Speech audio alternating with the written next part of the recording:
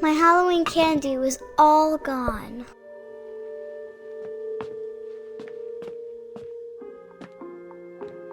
The gerbil food was dry, but I didn't mind it.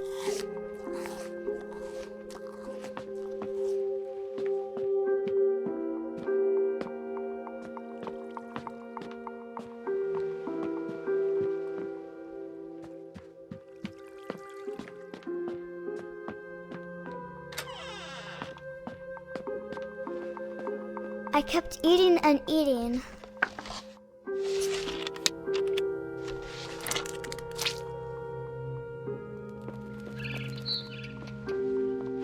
I ate a lot of things that night.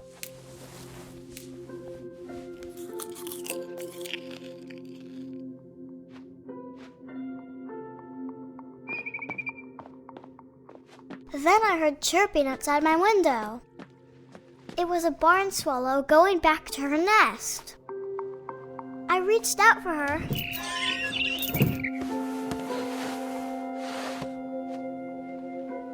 And suddenly, I was a cat.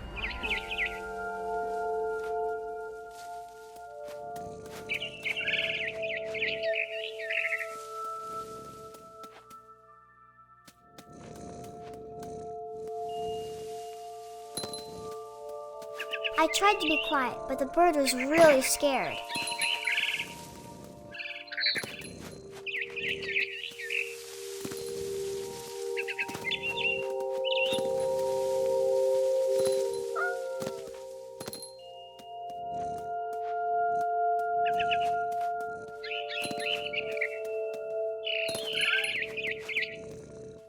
I jumped and I almost got her. I could tell she was getting really tired. Now I was up in the big tree. I promised Dad I wouldn't climb it anymore. All I cared about was eating that mama bird. I gobbled her up. And suddenly, I was an owl. First, all I heard was the wind. Then I heard little teeth nibbling in the grass.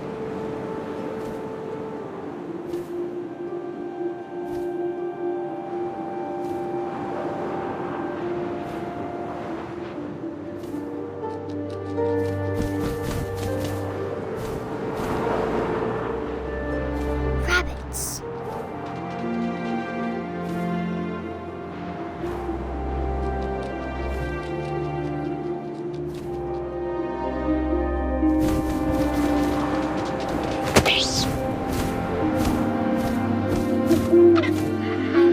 His face looking up and seeing mine through my talons. I swallowed him up, and I didn't chew one bit. Then I flew off to find something bigger.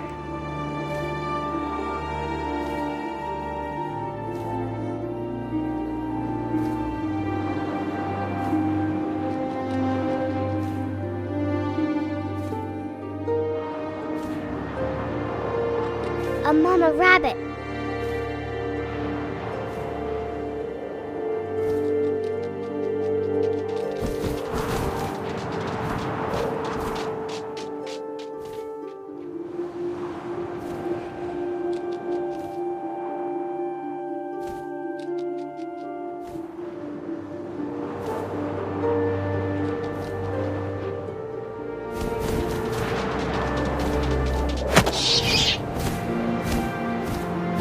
She was almost too big to carry. I started choking, but I couldn't stop eating. And suddenly, I was a shark.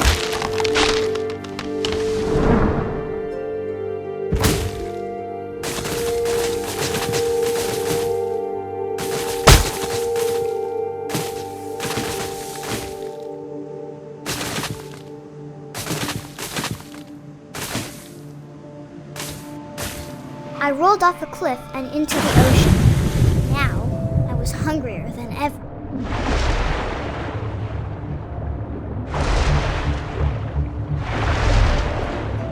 I wanted fat, juicy seals.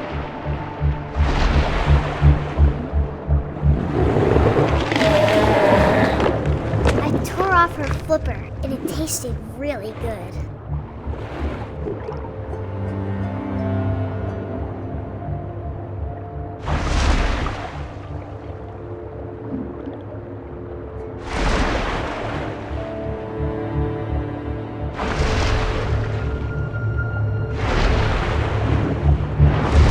Grabbed on tight, and I was so hungry, I jumped out of the water. When I opened my eyes, everything had changed.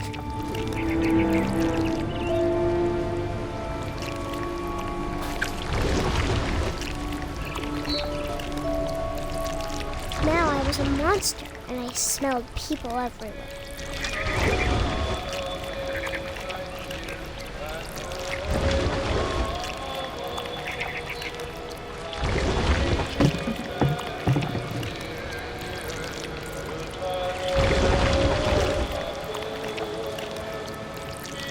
I was big, and I moved real quiet.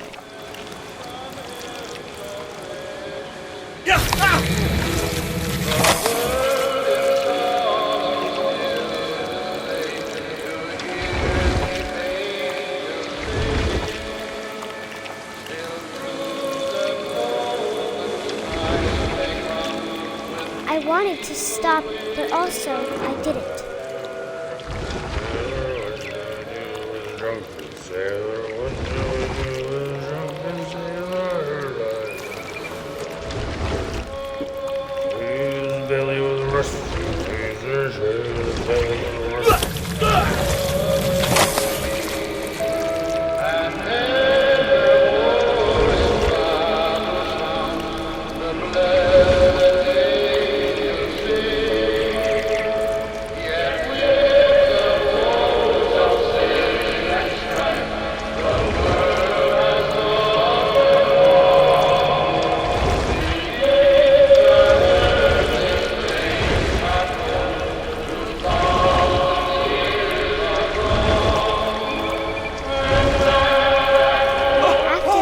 Passenger, I was still hungry. And across the water, I smelled something new. Something I had to have, so I swam towards it.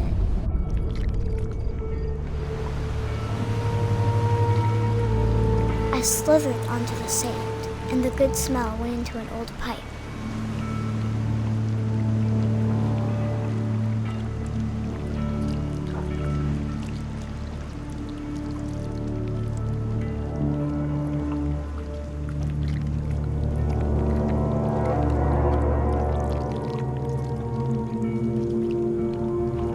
I got closer and closer.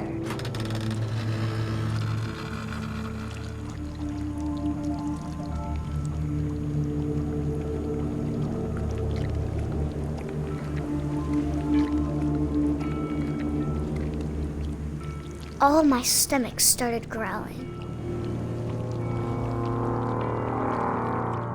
And suddenly, I was me again. I held my breath for a long time, but I couldn't hear anything. I think it's waiting for me to fall asleep.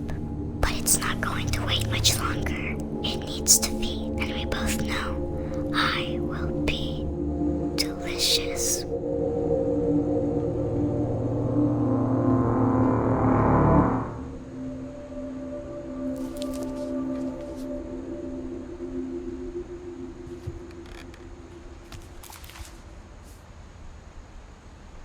I'm not sure if I believed all of that, but I'm sure Edie would have.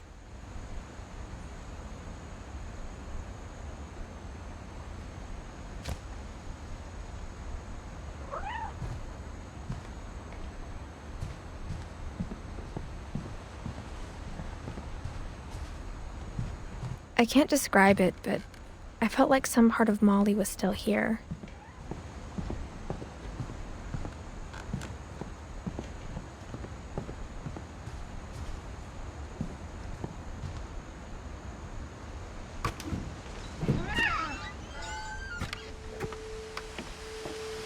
This will be obvious later, but my mom never told me any of these stories.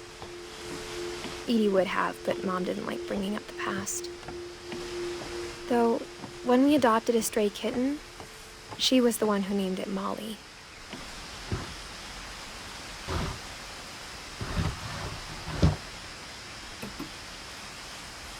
I spent a lot of time in Great-Grandma Edie's room. We got along, and it was a good place to hide from my mom. When Edie told people Sven was killed by a dragon, she could also have said he was building a dragon-shaped slide that collapsed. She could have, but she didn't. Even in her 90s, sometimes Edie seemed a lot younger than my mother. Her room was like a museum. For 500 years, the Finches have been famous throughout Norway for their fortune and misfortune.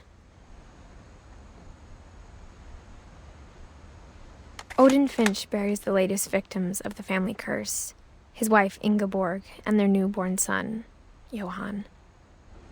On January 7th, 1937, he set sail with his family and his house, hoping to leave the curse behind. But 40-foot waves off the coast of Washington send the house and Odin to the bottom of the sea. Odin's daughter Edie, with husband Sven and baby Molly, step ashore on their new home, Orcas Island. Odin Finch is the first to be buried in the new family cemetery. His daughter Edie is already dreaming of a new Finch house.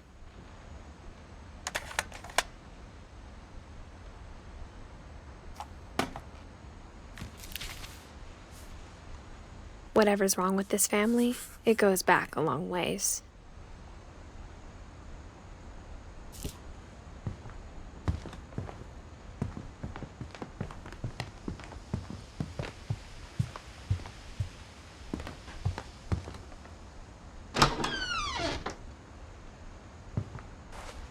The only trace Grandpa Sam's first wife Kay left on the house was the pink bathroom. It was a pretty big trace.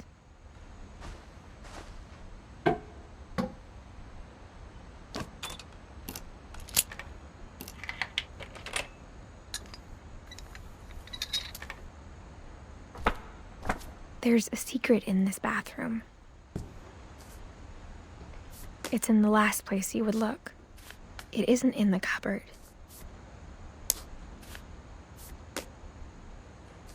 It's hidden in this book.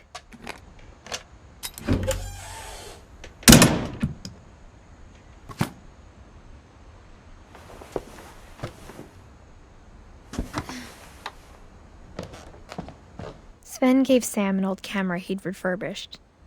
He never put it down.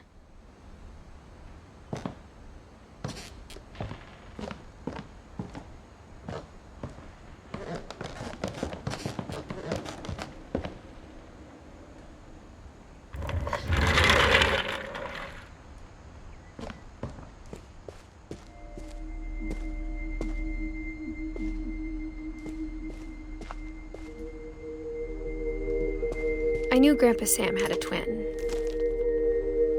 and that he never talked about him. I guess my grandpa didn't like history any more than my mom did.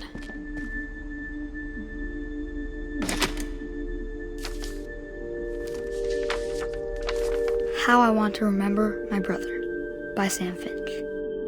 The thing I remember is that when he made up his mind, that was it.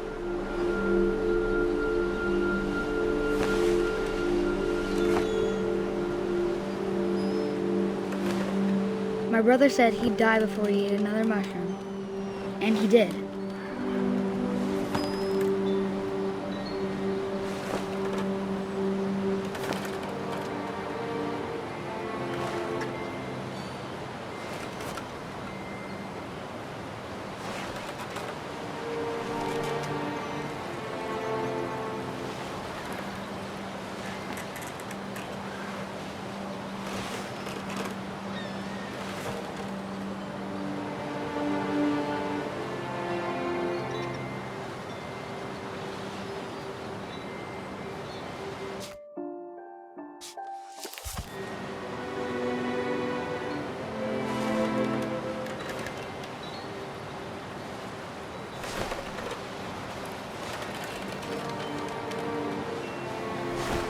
At Barbara's funeral, we swore we'd never be afraid again.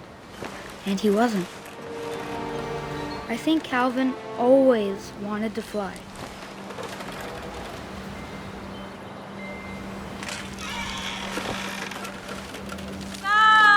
Calvin, dinner's ready.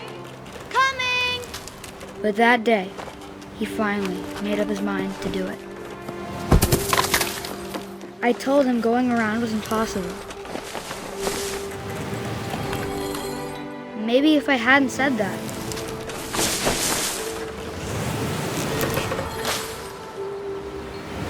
Calvin, I'm not gonna tell you again. maybe if the wind hadn't picked up, then maybe he'd still be here. But I doubt it. I think he'd already made up his mind. That's what I want to remember about my brother.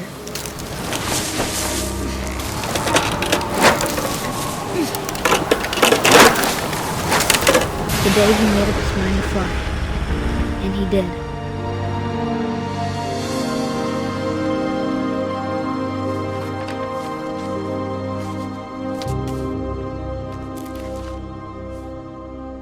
Calvin's story felt strangely familiar. When I was younger, I remember trying to do the exact same thing.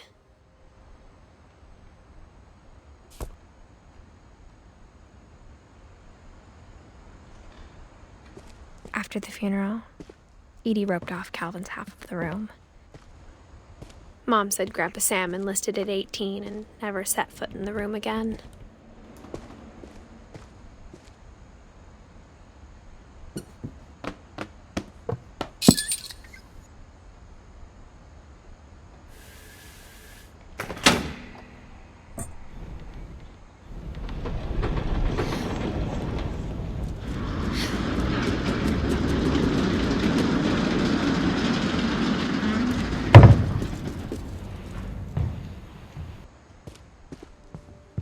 The passages were a pretty tight fit. They'd obviously been built for smaller hands and bellies.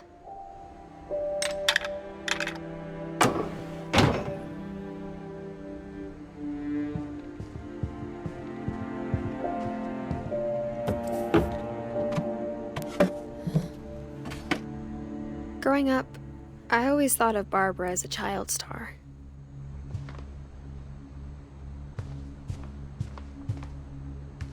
I never thought about how hard it must have been for her afterwards.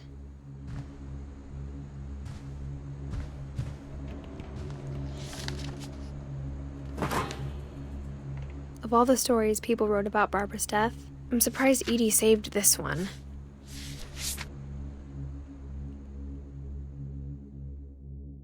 Old Jack here with another ghastly tale inspired by America's most unfortunate family.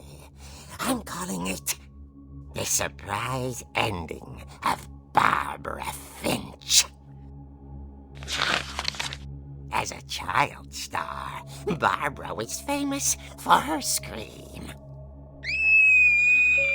Now at 16, she was all washed up. A has-been. But in a lucky break, she'd been asked to perform her signature scream at a local convention for monster movie fans. It was just the boost her career needed. Unfortunately, her scream hadn't aged well. Getting better. I think you just need the right motivation. Her biggest fan and current boyfriend, Rick, was about to demonstrate when... Now that was a great scream. It was Barbara's father, Sven. He'd slipped into a table saw and had to be rushed to the emergency room. So Barbara got stuck babysitting her youngest brother, Walter. Her convention comeback was canceled. Okay, I'm hearing frustration, but I'm not hearing terror. What if I tried... A gang of hoodlums in Halloween masks have been terrorizing Orcas Island tonight. Police are urging residents to... That came from the basement. You're right! Also, I loved your delivery on that. Why is your basement door locked? because my dad likes making puzzles and secret passages. There's a key hidden in the music box. The secret is to keep winding and winding until finally the key pops out. Thanks, babe. I'll be back in a sec.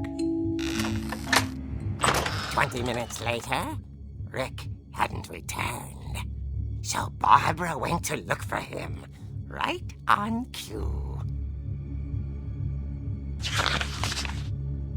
She reached for the music box. And as she wound the key, she listened for Rick, but the house was silent.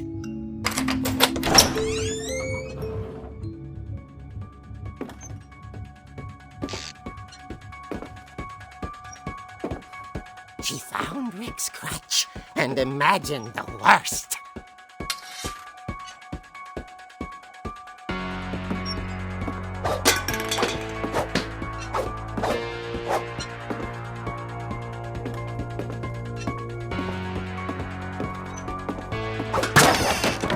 The gang's leader is the infamous Hookman killer, Dr. Carl Hamill, who impaled and then ate his family 10 years ago tonight.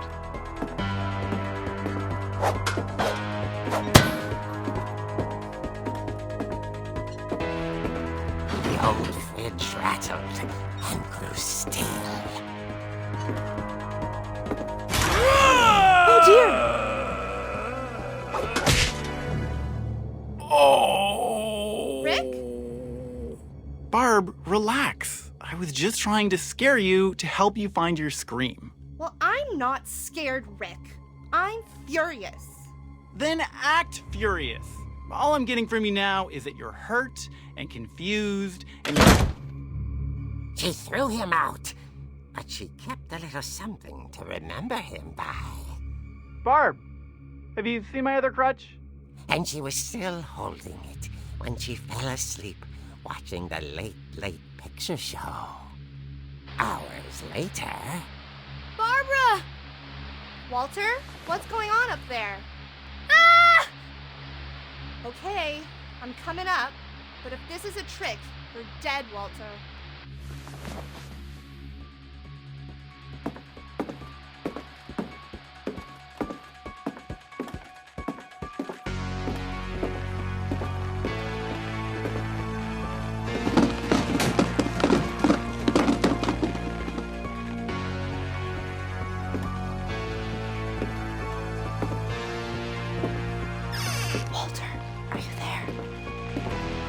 Walter had vanished, but his bedside radio was still on. Orcas Island police describe the man as 6 feet tall, with a steel hook for a hand. Residents are urged to lock all doors and windows and notify the police of any suspicious activity. Barbara turned, saw the hook man, and was speechless. He was quite smashing.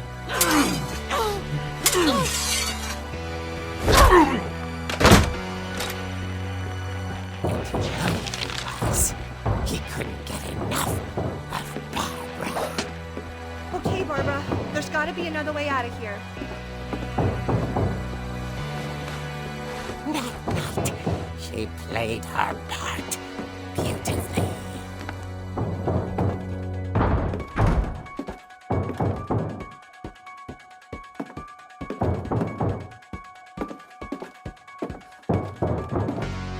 She thought about abandoning Walter, but just couldn't do it. Molly's door hadn't been opened in years. The hinges groaned.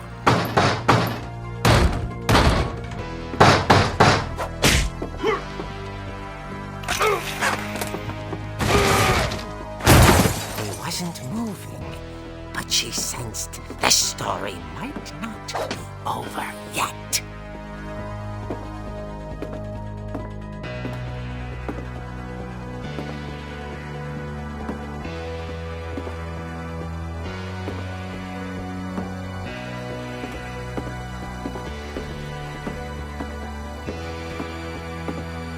The hookman had vanished.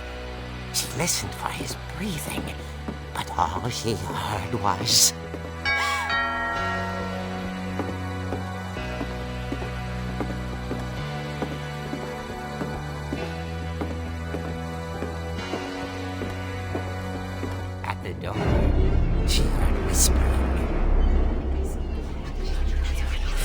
coming from inside the house.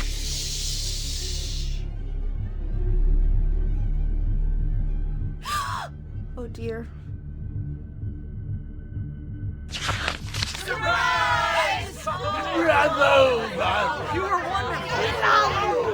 monsters had come to surprise her. For Barbara, it was a dream come true. Then she saw what kind of monsters they were, and she realized what was about to happen. She was going to be famous. And with her final breath, Barbara Finch gave the performance of her life.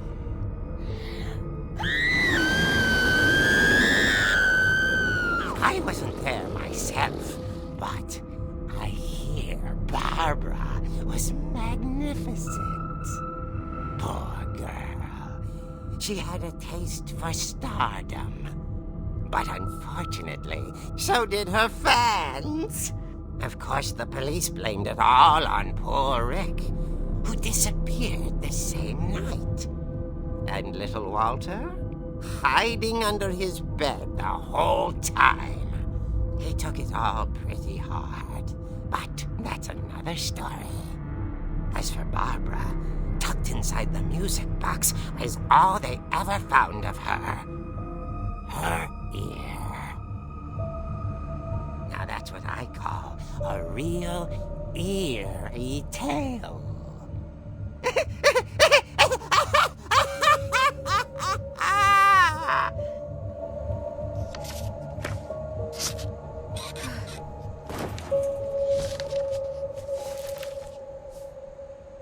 Edie told me all Barbara wanted was to be remembered, as absurd as that comic was. Maybe what Edie saw was a happy ending.